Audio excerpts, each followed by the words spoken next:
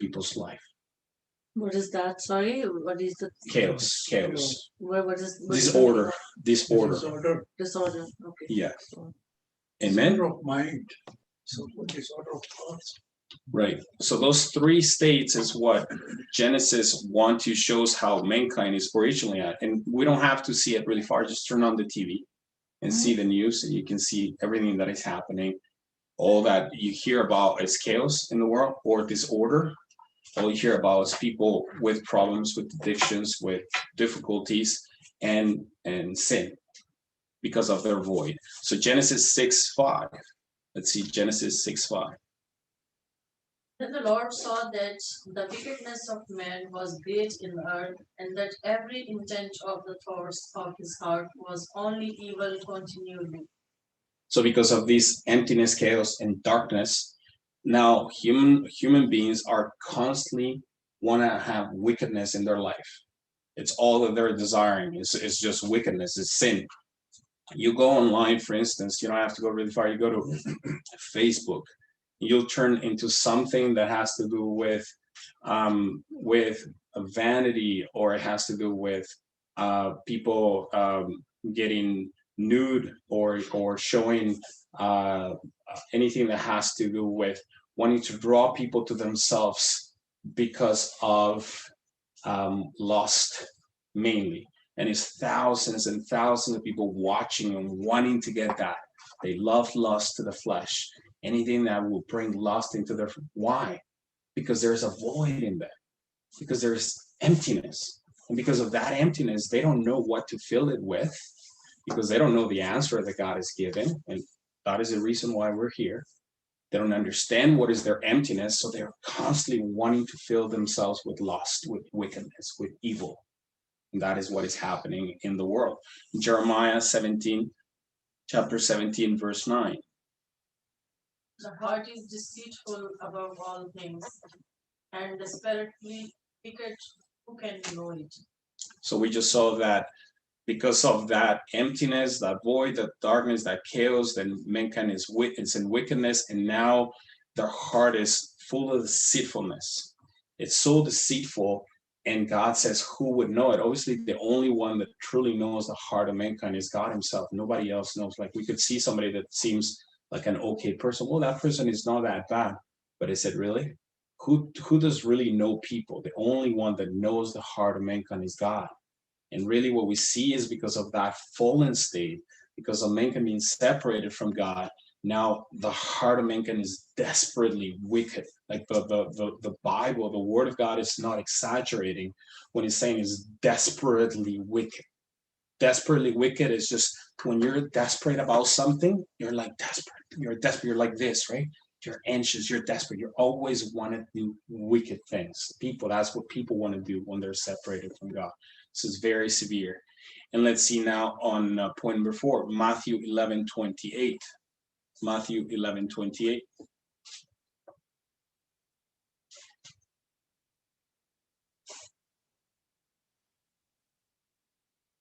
Matthew 11:28. Come to me, all you who labor and are heavy laden, and I will give you rest. So after the list of everything that we're going through, this is the Lord Jesus himself is calling how people are, the state of humanity. They're burdened, and they're tired, they're weary. That's what weary means, that people are tired, they're burned. So because even though they're craving wickedness and they're bringing sin into their life, ethical and moral, and they're constantly wanting to be a part of all that the world has to offer, which is lust and lies and deceitfulness and evil, and constantly are eating and feeding themselves with that garbage. At the end of the day, there's just so much garbage that people are feeding themselves into that they're tired, they're exhausted, they're weary, they're heavy burdened, they're carrying heavy burdens. That's why people end up getting cancer or getting some kind of disease, and then they just die sooner than we were supposed to die to with the new promise that God gave when we believe the covenant is dying, going to heaven. Now people are with that state of wickedness and sin and trouble and heavy burden and with a wicked heart, they die too early. Satan lies and deceits to them, and then they end up going to hell. So it's extremely important that we pay. I got the lecture that is not the pleasant lecture to hear, but if we don't understand how severe, if I don't, it may sound overly dramatic what I'm sharing, but if you don't want to trust what I'm telling you, well, just turn on the TV and just go on the streets. Just go downtown Saskatchewan, go downtown Vancouver, go to places like Mexico where I come from, go to all over the world and look at what's going on.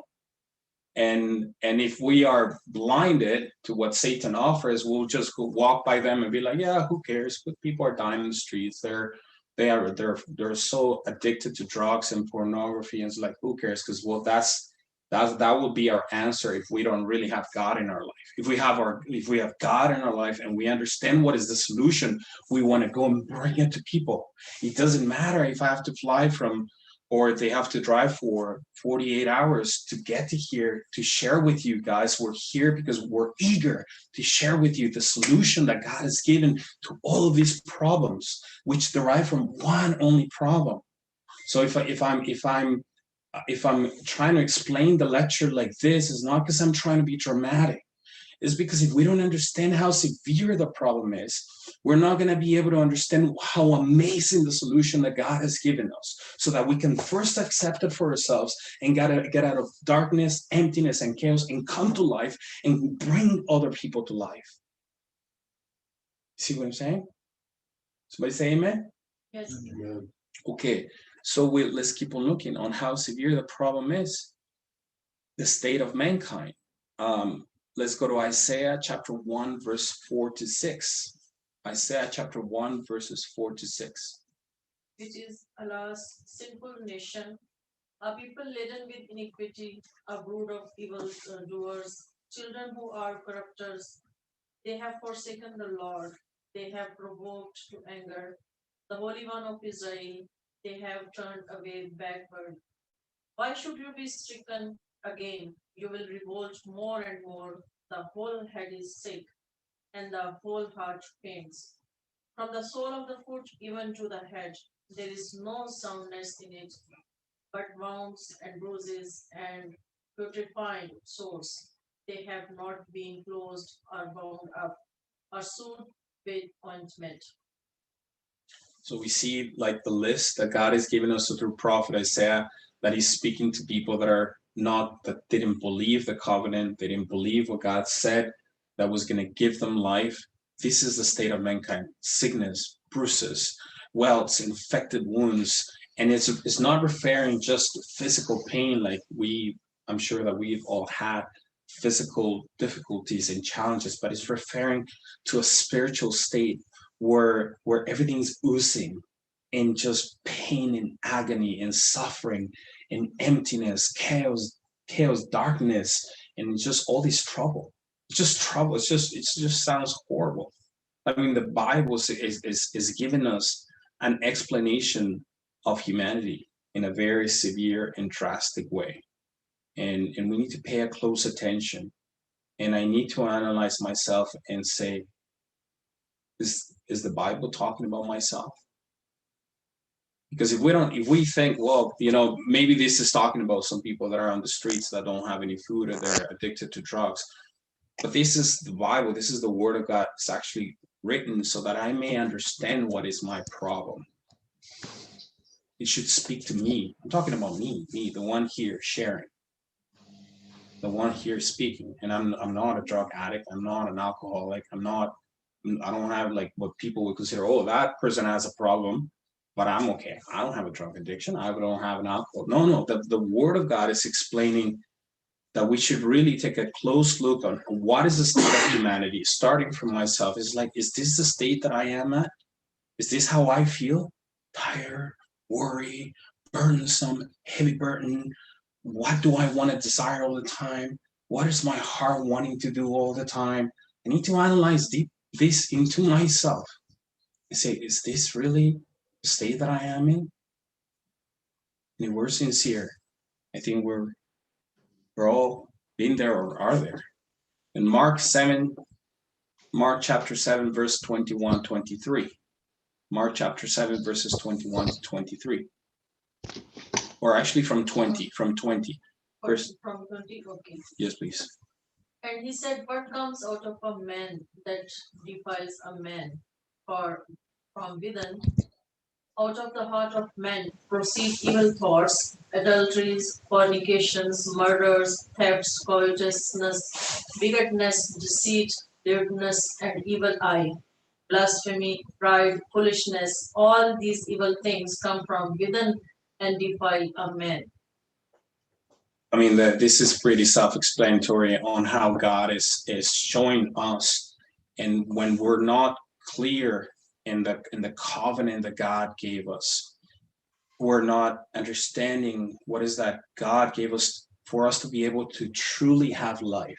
And I'm talking about to truly, sincerely be in the life, have life, to be with God. This is just constant into people's head. Adulteries, sexual immorality, desires, envy, slander, pride, foolishness, all of these things constantly coming out of humanity, of people that are separated from God. Let's see it in point number 7, Genesis 3:16-19. 16-19.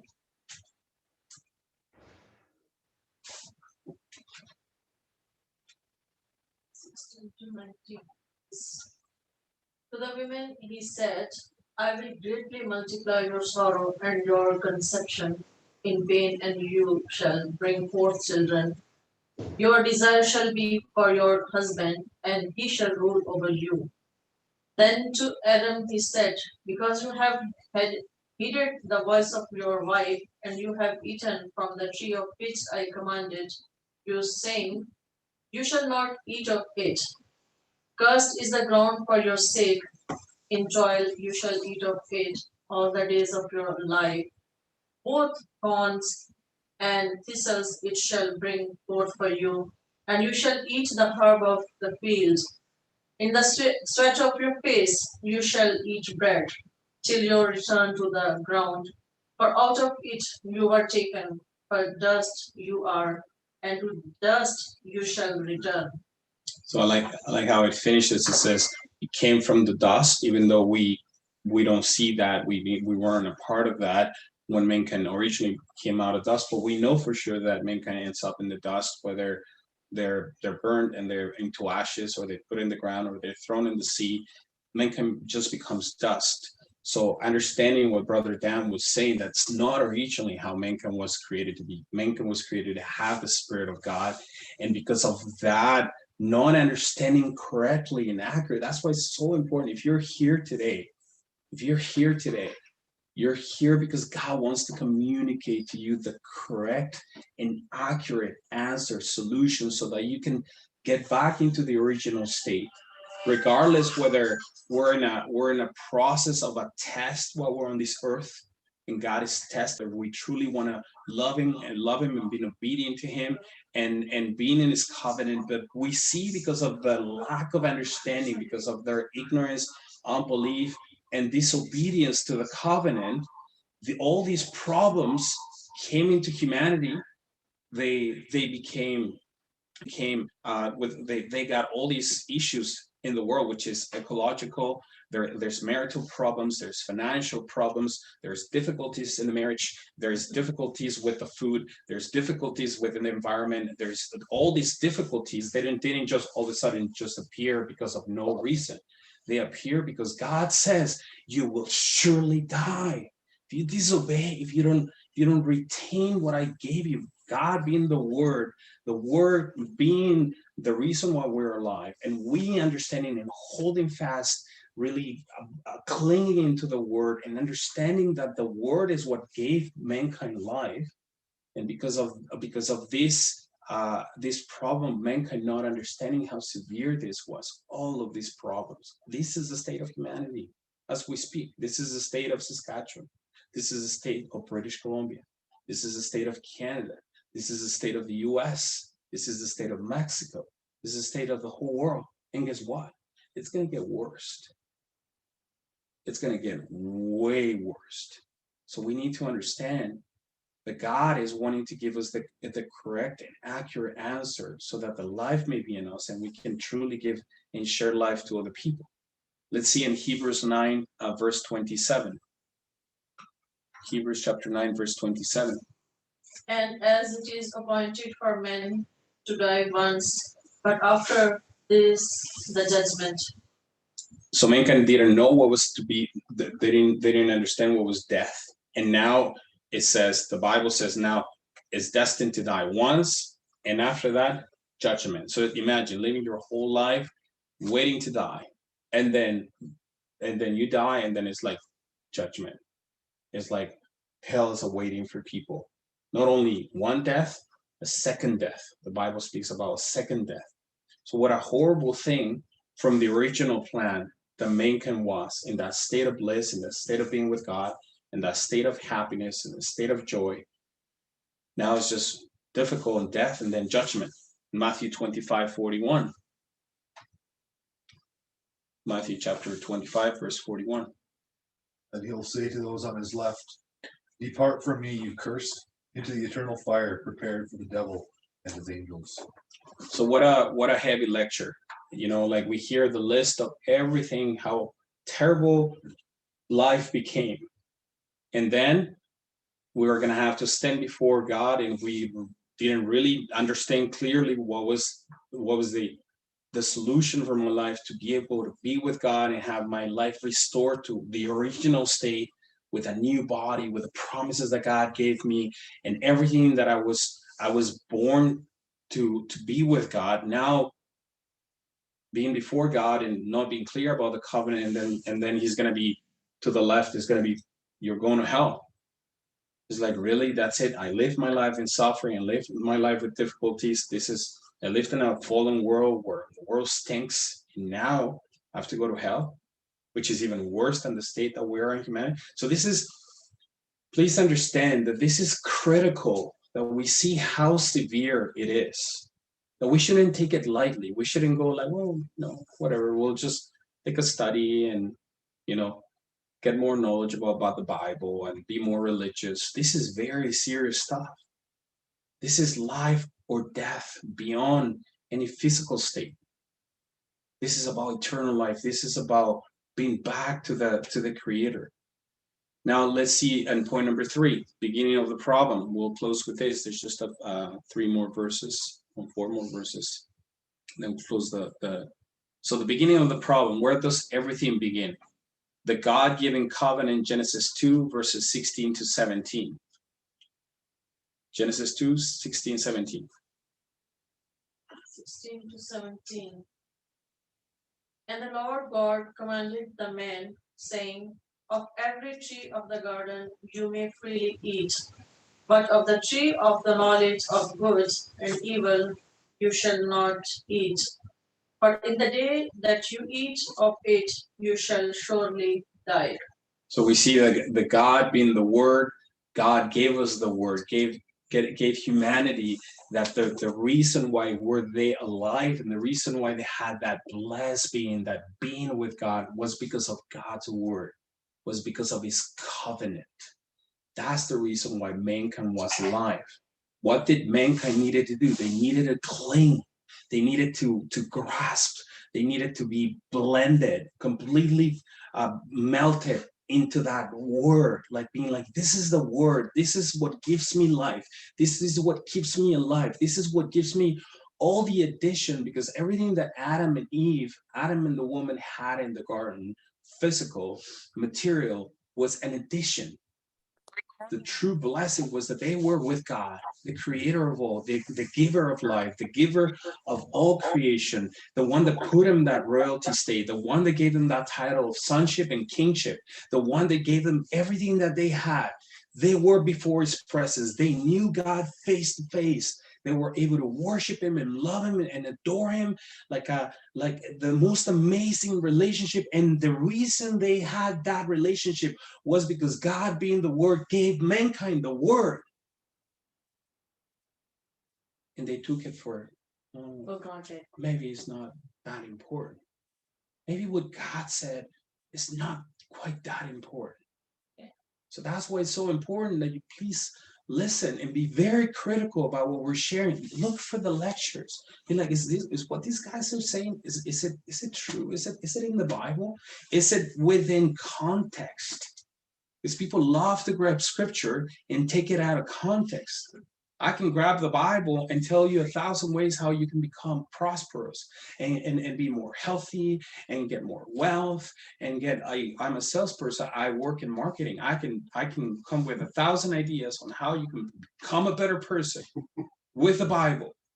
But that is not the purpose of the Bible. That is not the purpose that we're here. We're here because we want you to know and believe the covenant, the word that God spoke, so that we may be in a relationship back to God because of his word, because of his covenant. This is what Adam and Eve, Adam and the woman, they didn't value it. They didn't understand it clearly. Well, we see that Eve is the one that didn't understand it clearly, and then Adam followed in unbelief and disobedience. Let's see it in the Bible. So the only covenant, the covenant was easy to keep. God asked for obedience. In point number 2 of 3, Genesis 3:1. Satan's deceit. Somebody help me with that one, please. Genesis 3:1. Now the serpent was more crafty than any other beast of the field that the Lord God had made. He said to the woman, God actually say, you shall not eat of the tree in the garden? So we see that Satan, with his cunning ways, that he will persuade people, he will deceive people, he would lie, and he will cheat, and his only objective, the only purpose of the God of his age with lowercase g, Satan, is to change the covenant. He will do everything and anything. He knows the Bible better than you and I, and better than anyone that lives on this earth. Satan knows God's word. And how did he attack Adam and the woman? He attacked Adam and the woman with the word of God. How? Tweaking it just a little bit, just changing it, just making it like it is the word of God. Because God did say partly what he said, but it's not the accurate. That's why what Pastor Mike was saying, when they called Priscilla and Aquila, called Apollos, this person that was so knowledgeable, was powerful.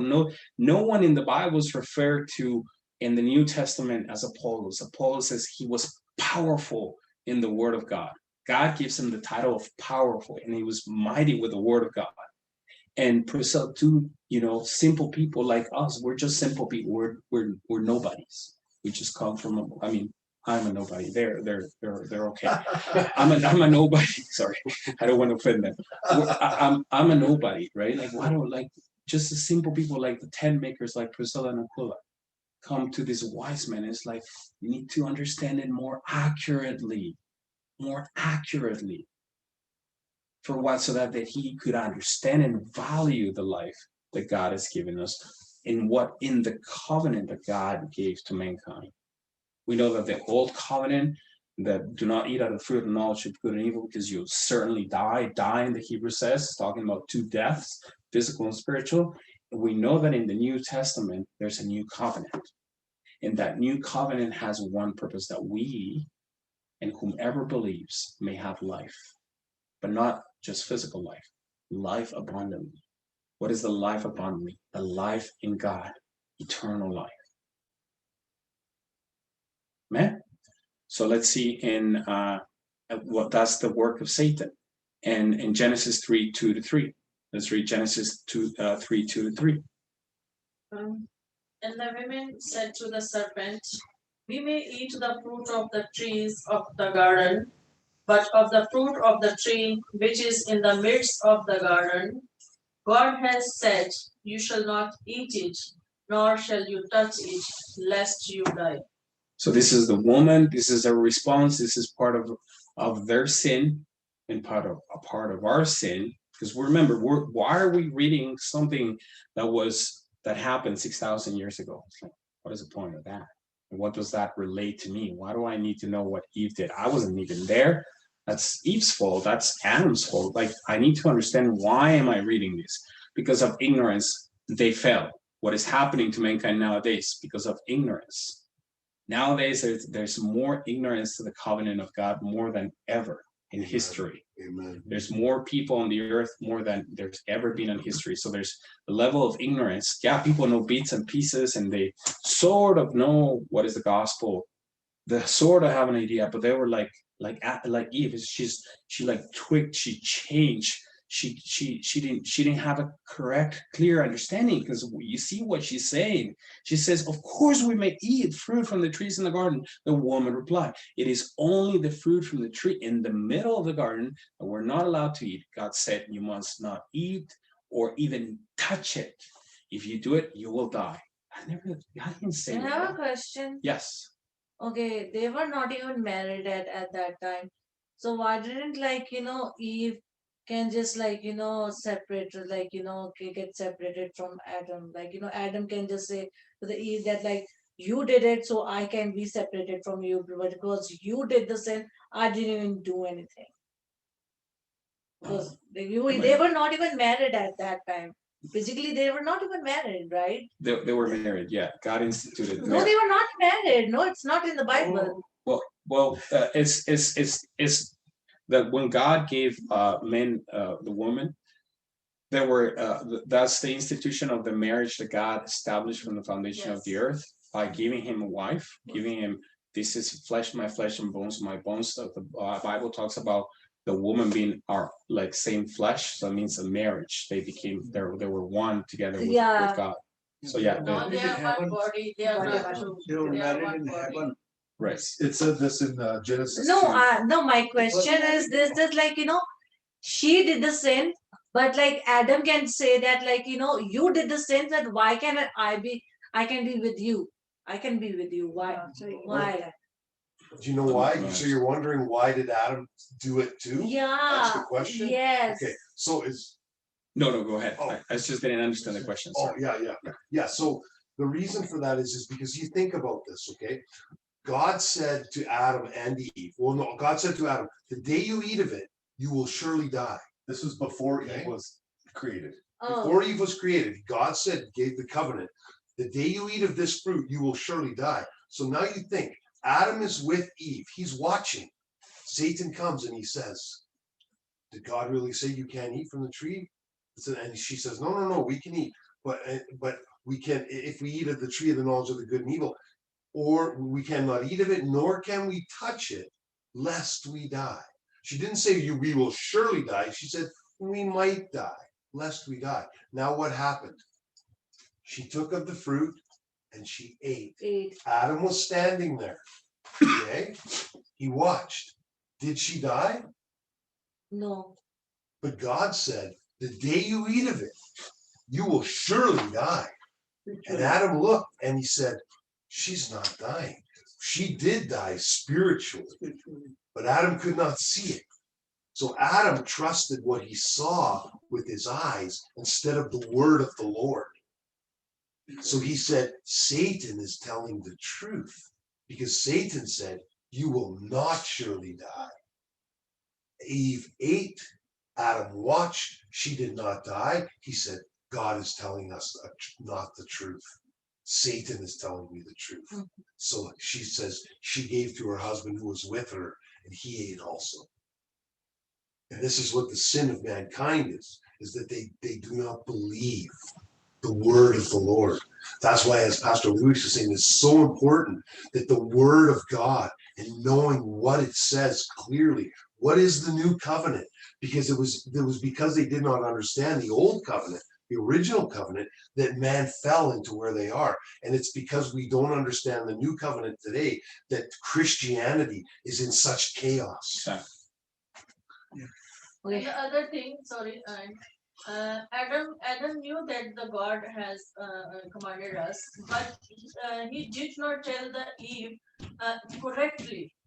Maybe because he could not understand the covenant, and that's why he did not tell to Eve. That's why the Eve mixed something with this. This was also wrong because Adam could not understand, and he was not understanding the importance of this covenant. Yeah, it's possible. The Bible doesn't really explain Yeah, it doesn't say whether God spoke the covenant to Eve Yeah. or whether Adam spoke it to Eve. We know that she heard it though from either God or Adam for sure. Right. So yeah. But they took it for granted. They took it for granted. Exactly. Granted. Yeah, Exactly. that is the Didn't point. see the importance. That's the point. Yeah, and Actually, and it was the matter of disobedience Yeah. that women became disobedient to God. Yes. Absolutely. Amen. But he became disobedient because of his unbelief. Yeah. yeah, Yeah.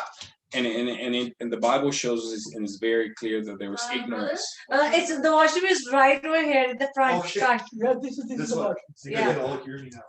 Yeah, The, that's the, the Bible does show us though that there was ignorance because the way that she quoted the covenant.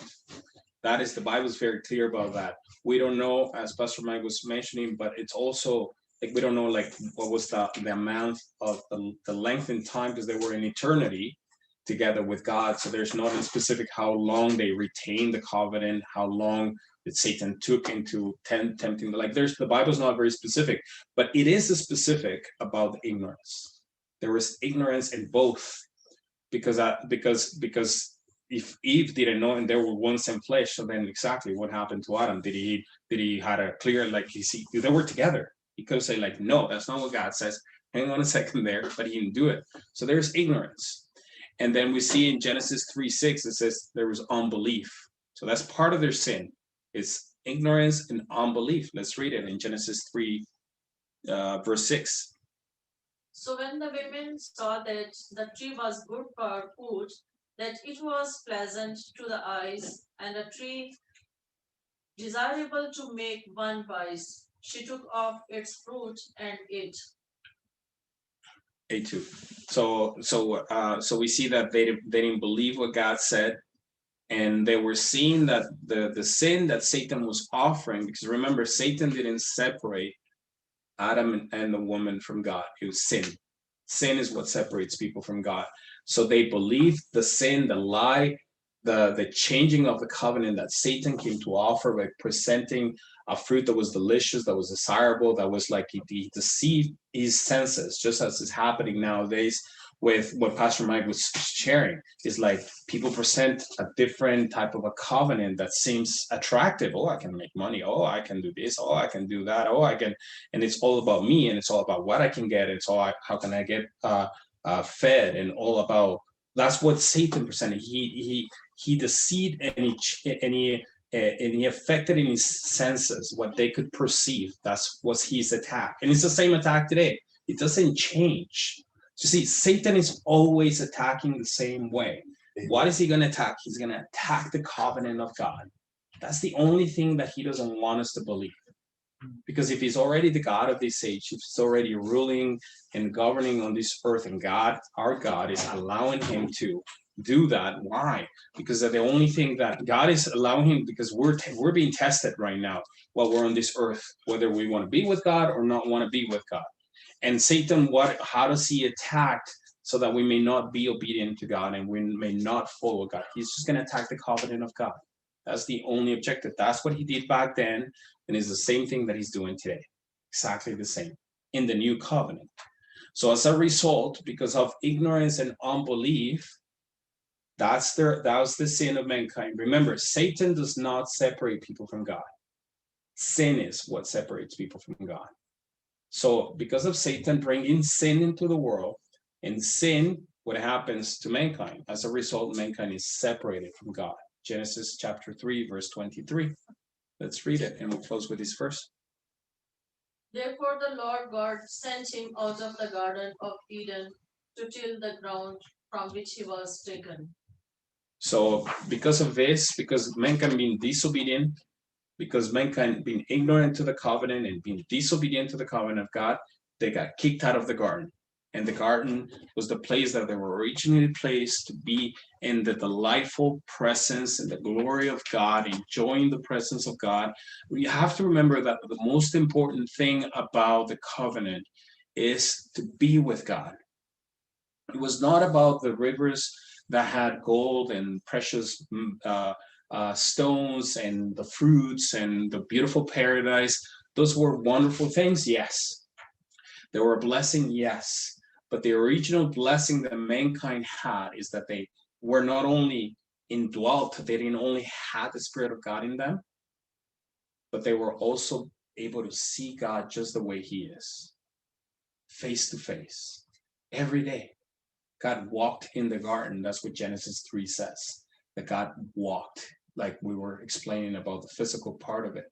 Even though God is a spirit, He has a physical manifestation. What is that physical manifestation? Christ Jesus.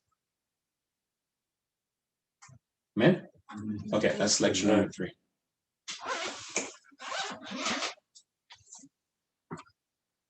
I think, brother, we should take lunch now. Okay. Thank you.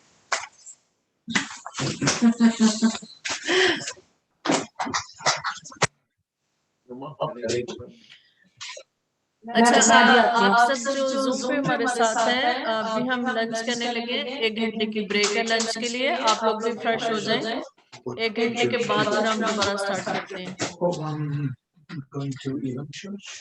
ठीक है sir आप भी relax होकर okay आपकी आवाज hello hello आवाज आ रही है आपको मेरी आवाज है